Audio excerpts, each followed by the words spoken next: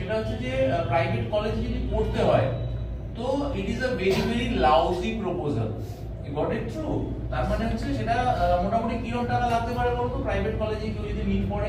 তুমি বলো। হ্যাঁ 50-60 লাখ তো কিছুই না, ইটস পিনাটস। তুমি বলো 1 crore মিনিমাম। ঠিক আছে, বসো। তো সেই ক্ষেত্রে আমরা যেটা অ্যাডভাইস করব, তুমি কি দেখতে পাচ্ছ লাস্টে বসে আছো, তুমি এখানে চেয়ারটা শিফট করে নাও, just shift little bit. Yeah so আমাদের এখানে মেইন যেটা ফোকাস থাকবে যে কেন আমরা তোমাকে বলছি যে যত তুমি টেস্ট দেবে your preparation will be so robust, so concrete that it is not only about your fast, at the same time it will be flawless. তো শুধু ফাস্ট হলে হবে না, কারণ 180 questions 180 minutes plus 4 minus 1 that is negative মান। তোমরা এই পরীক্ষাটা দিয়েছো ফার্স্ট বার সেকেন্ড বার, কি third attempt motivation is needed, because see the thing is এখন তোমাদের তো এক্স্যাক্টলি হয়তো 4 মাস মতো টাইম আছে, তাই না? তো এই 4 মাসটাও কিন্তু বেসিক্যালি খুব একটা কম সময় নয়। তুমি যদি একটা স্ট্রিক্ট রুটিনকে ফলো করো, রুটিন মানে কি, যেদিনকে তুমি শুতে যাচ্ছ রাতে, আজকে মনে করো say for example starting from today tonight, তুমি আজকে কি করবে, কালকে আর what time you will get up, সকালে কটায় উঠছো সেটার একটা লিখবে, নোট করবে যে আমি সকালবেলা কালকে উঠে সে ফর এক্সাম্পল ফিজিক্স এর ভেক্টরটা পড়বো, vector thermodynamics heat laws of motion পুরোটা আমি পড়ে নেবো, শেষ করবো, করে আমি একটা টেস্ট দেবো, সেটা টাইমিংটা তুমি ডকুমেন্ট করবে। তারপরে তুমি দুপুরবেলা কি করবে, C your subject is basically PCB, again biology is basically zoology and botany, these are all known to you, right? কিন্তু সেটা যদি সিস্টেমেটিক অ্যাপ্রোচে পড়া হয়, আমি কি বলছি, এই চারটে সাবজেক্টসই তুমি এমন ভাবে পড়বে যেন করে মনে হয় যে চারটে সাবজেক্ট শুধু সারাদিন ফিজিক্স পড়লাম, কেমিস্ট্রি আর বায়োলজি বা জুলজি বটনিটা ভুলেই গেলাম, সেটা যেন না হয়, চারটেই যেন এভরিডে তোমার টাচ বেসে থাকে। বুঝে যাবে, তুমি ভাববে যে বাহ এমবিবিএস তো কোনো ব্যাপারই না, আমি তো এমএস বা এমডি করবো এরপর, এবং এটা অ্যাকচুয়ালি পসিবল, হাইলি পসিবল।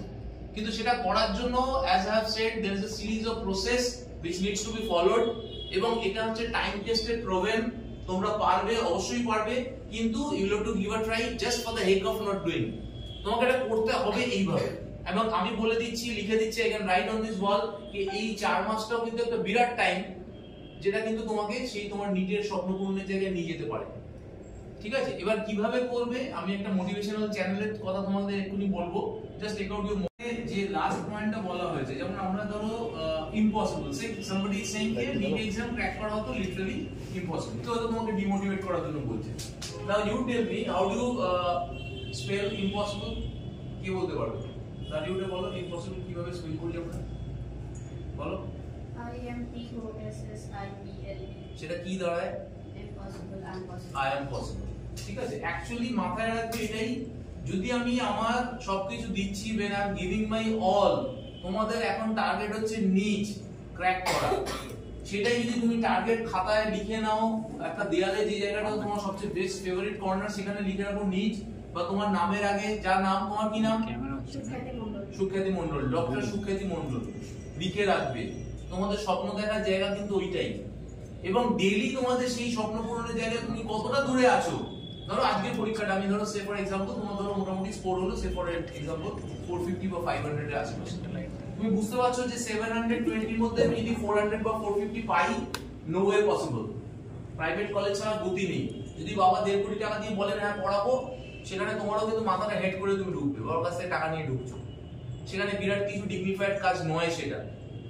আমি বলবো তুমি টার্গেট করো 650 টাও পসিবল তোমার জন্য minimum, rather your target should be 720 target রাখো, যদি কিছু কমও হয় 700 এর আশেপাশেও পাও, তুমি এমস এ গিয়ে পড়বে, এমস দিল্লি না হলে এমস ভুবনেশ্বরে পড়তে পারো, গুয়াহাটিতে পড়তে পারো, এমস ইজ আ 5 স্টার।